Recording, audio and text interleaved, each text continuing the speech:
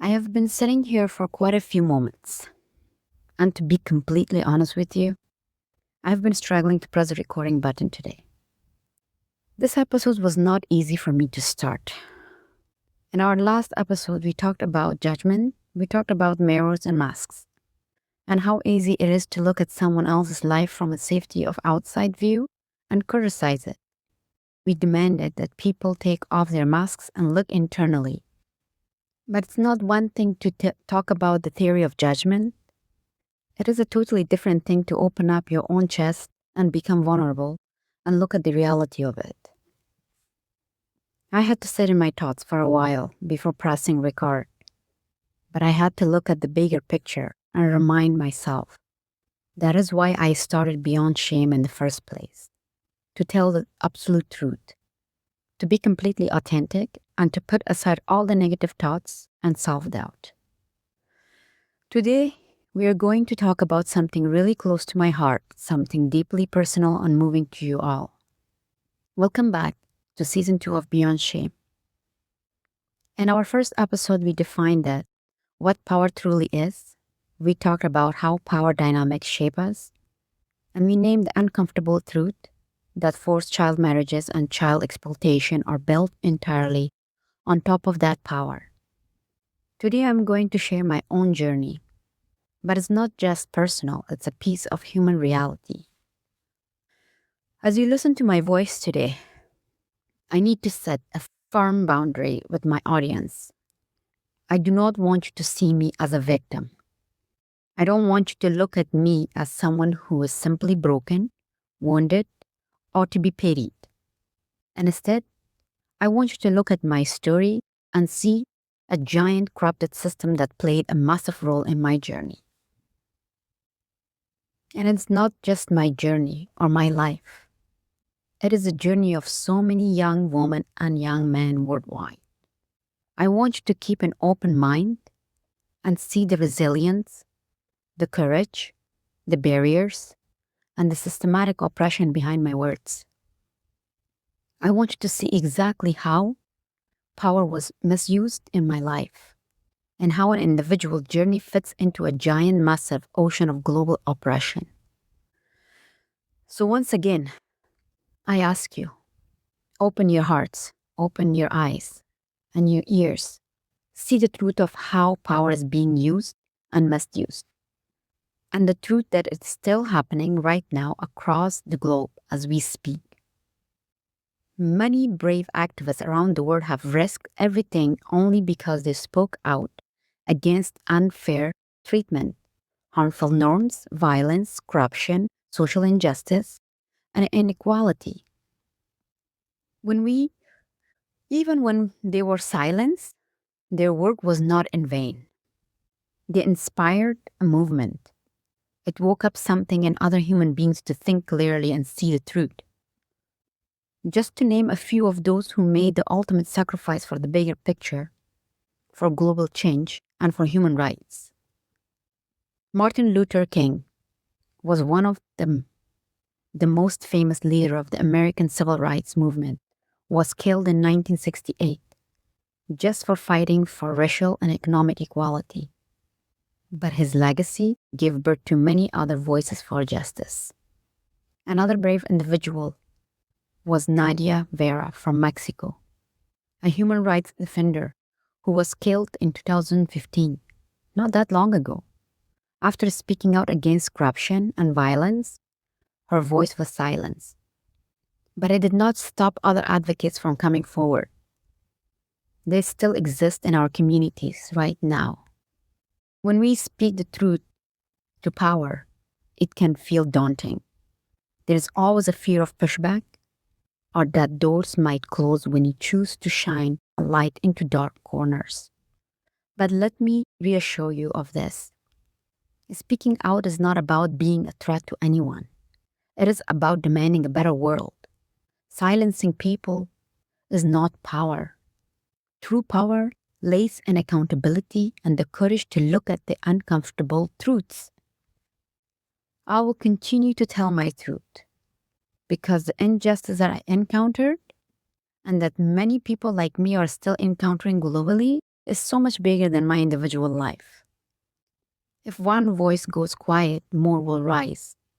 History has proven that as long as social injustice exists anywhere in the world, there's always going to be a person who's going to stand up to stop it and speak about it. I feel a profound sense of urgency. Addressing this absolutely crucial because it is still relevant. It is still happening in our communities, close to home, not just on the other side of the world. As a society, we are still trapped in a willful blindness to this systematic issue. Look, I know that on an individual level, we cannot change the whole world by ourselves. I know that. I'm not asking everyone to get up, put on a cape, become heroes, and save the planet. But what we can do is bring some small piece of justice into our daily lives every single day. We can open our eyes, refuse to look away, and do our small part to stop this inhuman act that's still destroying lives in these shadows. Let's talk a little bit about how forced child marriages actually happen. It happens in Afghanistan, Pakistan, Africa, and yes, it still happens right here in Canada, in North America, and so many other countries. Young girls are being forced to be married, to be sold to 45 to 50-year-old men, while young boys are being used and exploited. It's not something that has gone away. It's just that the media only shines a spotlight on specific places so people think it's isolated over there. What is the driving force behind this normalization? Well, forced child marriages happen due to deep-rooted poverty, institutional barriers, and the systematic restriction of women. Systems that detect that women cannot go to work and they cannot study. For a woman or a girl, her home has already been designed for her, and for her role has been decided by rigid social norms before she was even born. Historically, she was told her only purpose is to be a mother, a wife, a stay home, to cook and to clean. This oppression and gender inequality against women happens everywhere globally. Those specific countries are just the ones that people talk about the most. But the fundamental issue still exists across the world we live in today.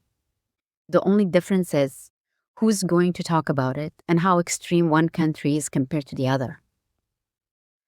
There are so many other reasons why this is normalized in different cultures.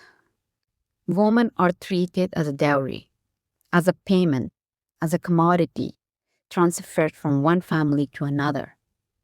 In most cultures, families face heavy social pressure and shame simply for having a girl.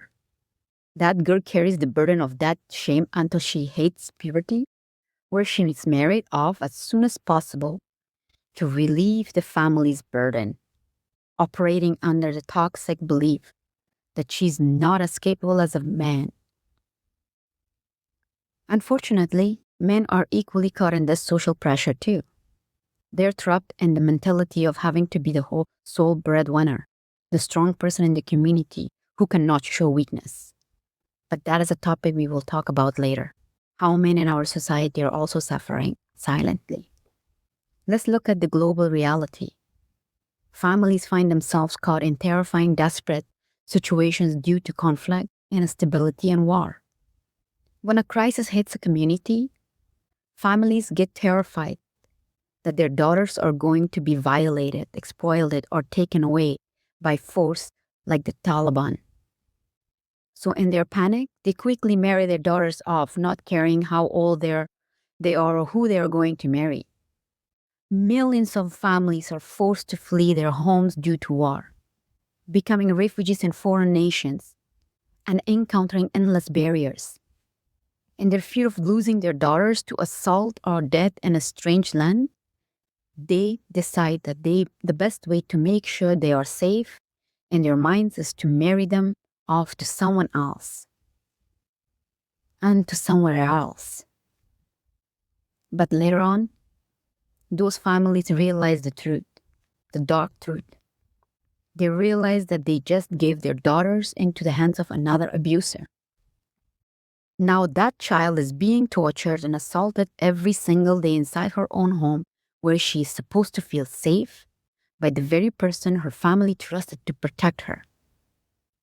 Most families just gave the girl away, hoping a guy with a little bit of stability or grade 12 education is better than nothing. And who suffers in the middle? The woman, the girl. Her voice is completely silenced. No consent is given ever. So, how did I end up in this reality of forced marriage? It began with displacement and conflict. The war in Afghanistan forced many families to leave everything behind. We became refugees in Pakistan, just like millions of other Afghan people. There, we encountered so many challenges, discrimination, and pressure as an outsiders.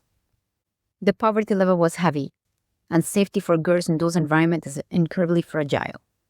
Though honestly, I wouldn't say it's just refugee spaces. Women don't feel completely safe in any country. Because of all these interlocking pressures, I ended up in this rabbit hole at the age of 15 as a young bride. I would say as a young child bride. My family went through a lot of social pressure and deep poverty, and the justification used in my situation was that it was for my protection and safety. I was sent to Canada as a young bride, a place where I was supposed to have a better life, a better education, a better safety. Those are very good reasons on paper, very logical reasons. And it sounds very convincing in theory. But I will ask this question. Was I safe in Canada? Did I have immediate access to education? Did I have my freedom? Was I able to access all those promises that my family sent me here for? Honestly, I would say yes and no. I will explain why my answer comes with such a mixed feelings and why it's not a 100% yes. It's because yes, I have my voice today. I always had my voice, but it was shut. It was silenced. Now I'm sitting right here, speaking into this microphone and talking to you. And most people will look at me and say, well, Ghezal, you should be grateful because now you have a voice. You're in a safe Western country. At least you're free. You don't have to cover your head. You can walk outside at night and you can speak right now, sitting in here with freedom of speech. You have your university degree. You have your education. Just imagine if you were still caught in a war zone or an oppressive regime, your life would have been completely different. Or probably you would have been killed. Yep, those are all very true facts. I agree with them. But at the same time, I completely look at it from another angle and disagree with them. Because freedom is not just about clothes you wear, being able to go out at night, or having a piece of paper. For me, what freedom actually means as a woman is that I do not have to fight so hard for my basic human rights, which is getting my education without these struggles. Years ago, when I was right here in Canada, the moment it became known that I was pregnant, the school system at the time closed doors on me. I was 15 at the time. The opportunity to complete my grade 12 as a regular teenager was taken away. And because that door was shut, it created an institutional barrier that contributed to me staying in that abusive relationship, controlling relationship for 13 long years. Think about it. I had no completed high school education, absolutely no work experience, and I didn't know how to access community resources. I was trapped in a cage where I couldn't see a way out. All because the institutional framework back then didn't know how to support a young pregnant girl in a classroom. I hope they have changed now. I really do hope so. And when you are trapped in that environment, isolation does something terrible to your mind. Let's be honest about the reality here. I was an immigrant woman. The barriers I faced weren't just about being young and pregnant. They were about navigating a complex system without a safety net, without fluent language at the time, and without knowing where to turn. I realized that background and skin color do matter and how an institutional system receives you. Certain backgrounds open doors effortlessly, but for an immigrant woman of color, those doors can feel not just closed, but completely bottled shut. Do you guys hear me? I said completely bottled shut. Because of that, I completely internalized the belief that I was not worthy, smart, or capable. I would look at the girls who had been in high school with me, girls with my exact same age, and I watched them moving forward with so much confidence, with opportunities for support and volunteering with people helping them. They got to graduate, get into their dream jobs, and build their futures. Meanwhile, I was isolated at home, raising my child and dealing with daily brutal abuse here in Canada. And I had to ask myself, what was the difference between being in conflict zone or here? If the end result is that a woman is confined to a house, striped for her worth, and abused in the dark, then what did the border change for me at that time? I had to face so many endless struggles just to try and finish my adult grade 12. Oh boy, that was a rough, tough journey. People who know me will hear this podcast will know what I've been through. A person should be able to have access to education without encountering a mountain of hurdles, having to prove their worth over and over again just to step into a classroom, or being forced to jump through endless bureaucratic loops just to be deemed eligible. So, is that complete freedom? In an overly oppressive society, the restrictions are clean, cut, and clear. Girls are at home. They cannot go to school, period. The decision is made for them.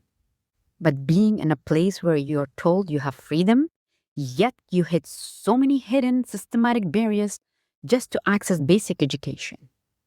By the end of it, most people just give up. They end up doing survival jobs just to make ends meet, feed their families, and keep a roof over their heads. Is that fair?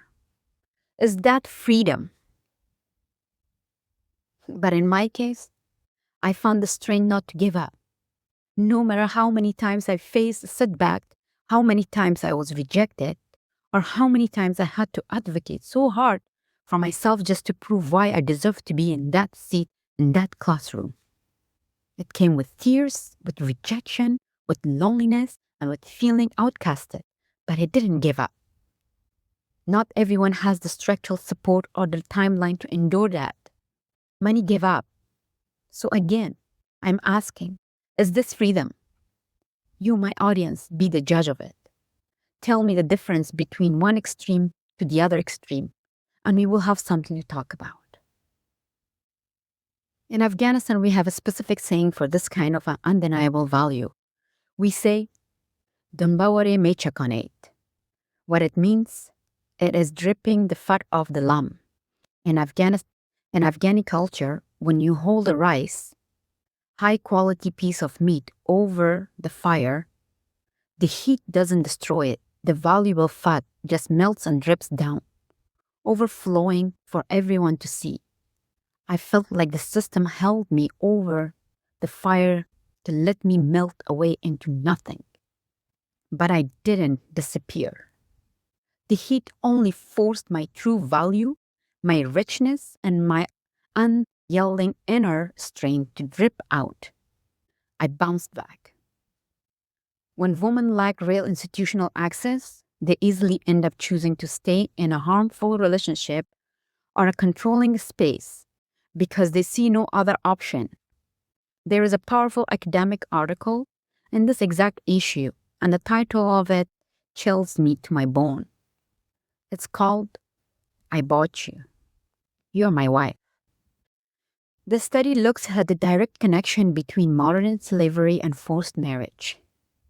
And that title is The Raw, Ugly Truth of What Happens in the Shadows.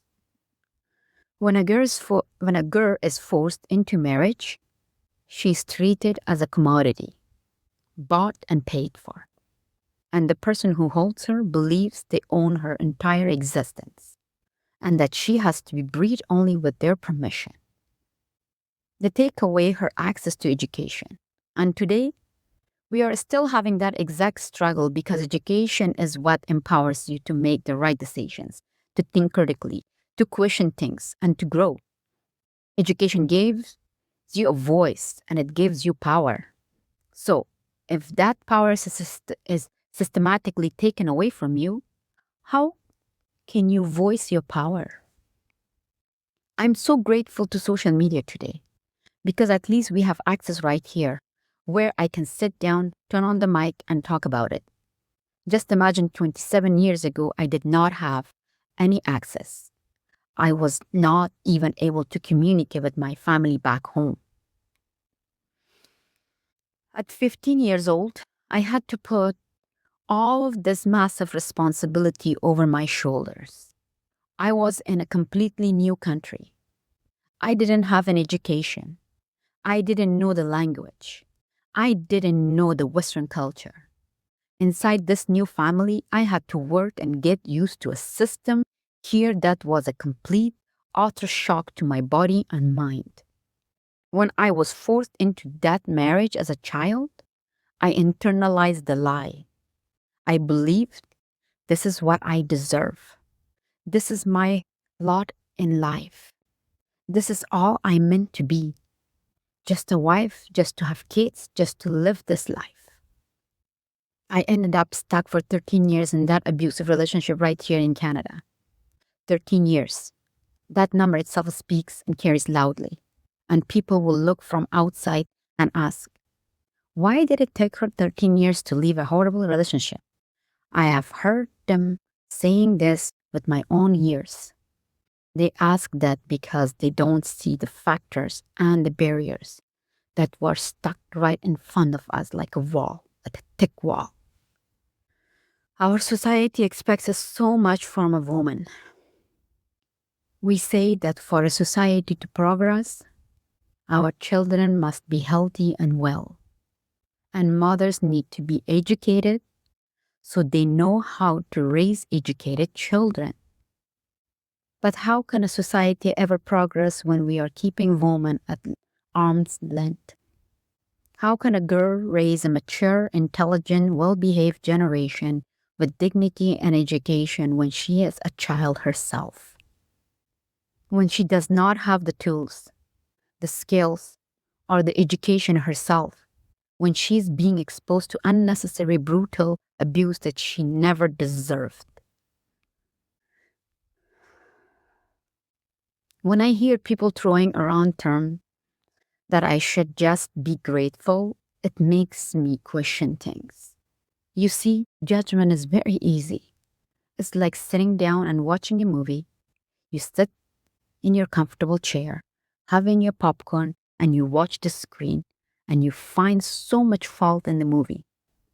You criticize it, saying the director should have done this or that, but you don't understand behind the scenes.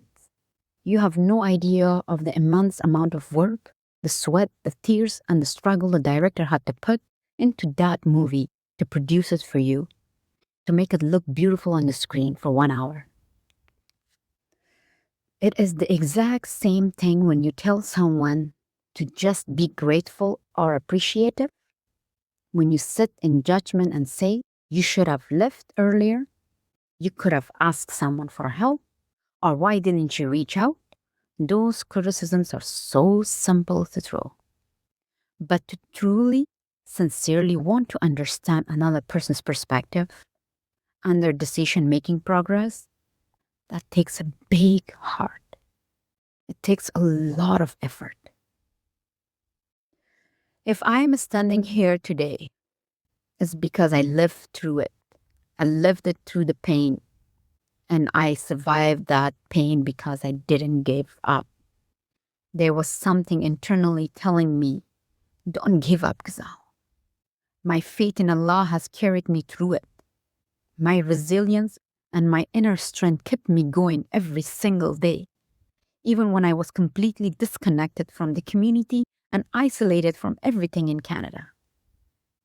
I had to work my absolute hardest to be where I am today. And the truth is, not many girls can do that. Not many women have that specific inner strength to fight back without giving up. And instead, the reality is heartbreaking. They stay in that marriage until the day they die, and their children grow up in that house, watching the exact same violence over and over again, learning that it is normal. That is exactly how the vicious cycle continues. Generation after generation, the trauma is passed down. And then what does society do? We blame the individual. We label her as traumatic or wounded the moment she finally speaks, acts, or reacts. From what angle does that look fair to you? To be forced into a marriage at a young age? To be treated like an object sold from one person to another? And then blamed by the world that locked you in the cage?